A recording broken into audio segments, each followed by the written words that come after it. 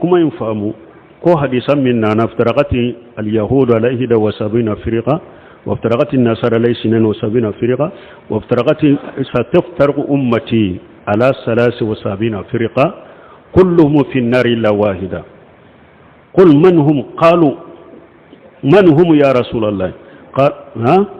قيل من هم يا رسول الله قال هم على ما أنا عليه وصحابي وفي رواية الجماعة كيرنكو يهودا وفرافر الله jama kulu bi wolon fula ani kele nasara u farafara la jama kulu bi wolon fula ni fula ale kam manton bena farafara jama kulu bi wolon fula ni saba a bebe tasuma kono ni jama kulu kelente uko jama kulu kelenya juma bi wolon fula ni saba a bebe tasuma kono ni kelente uko kelenya juma akulu ye mugode nenin ka sheba be minka munun boka ulu de kisi bagawe wodi ato ko ciden kam ko ahli sunnol jamaa la fahmu salafu salafia wodi ato ko salafu salu ma ko firqatun najiya ko jama kisile jama mindo o kisira kabo bidiyama jinya kono la gara ube kisi kabo tasumama na chogo do da humul jamaa ko ulude jamaa ye jonye sheybaw tabina nunumbe aqida ni tabulon ni tasira munun ka munun boka wodi to ko jamaa bon ale ka ɲini kali be yoro min ko doko ko sunna mogo ba fo ko munun be ciden ka sunna ka ko la ɲini toye ko la ɲini ye ni ciden ko bi sabani bi wolon fula ani saba ko ciden ka manton be de yo oye mana ale ba ke sisa mana jama kisile nye silamaw de munun be itasuma kono kafiru atigi yengalontige parce que munun be bidia sirawula ulu be te sonni hadisan ko do ba la fu yere de parce que ni hadisa ka jugu bida mugo mako jugu ode yato do ba lafu do ba ken nin chugo Allah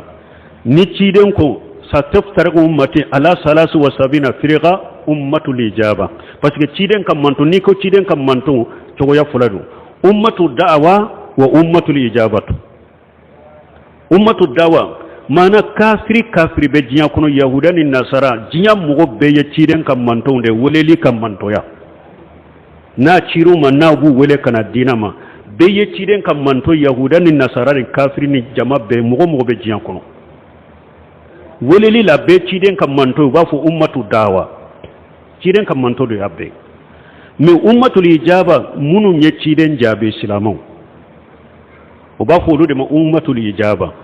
jama kunu munu nye ciden jabe nu donna islamiya kono o ba fu ma ummatul ijaba donc hadisain kambe ummatul ijaba de ma hadisain kante ummatu dawama akante kafiru mare nimbe silama bi wolon fulani sabai bi wolon fulani fula beye silama de kafiru tede silama udero munna parce que nu uluko ko kafiru bala yahuda utama fo nasara utama fo bo chogodi e ba fo ko bi sabani bi wolon fulani saba ko ye yahuda ni nasara ni kafiri be tuguni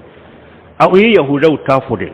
ko ulu farala ka ke bi wolon fulani kele ayen nasara utafode ko ulu farala ka ke bi wolon fulani fula anana silama utafo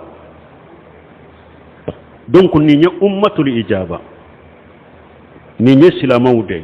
donc min ye jama kisilenye sunna mogo de yoye ahli sunna wal jamaa ala fahmu salafus salih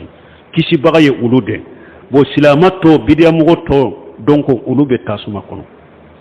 donc nin bidia mogo munun fule ninye o fana te daraja kelena bi wolon fulani fula min fule ninye donc ube bidia min bu kafriya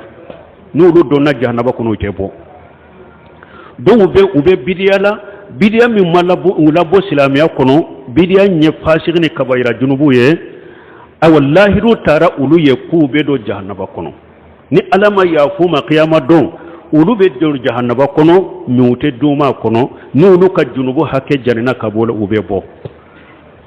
ni mugo ka bidia kafiriya ummatul ijaba min fulanina bi ulun fulani fulani min fulani do ba fo mugo ka bidia kafiriya ale fanate jamaina ale bora ale farala kafiruka do boka jama kulu bi ulun fulani fulani min ka bidia labbo silamiya kono ka kafiriya ko ite jate bi ulun fulani fulani be jate kafiru de fe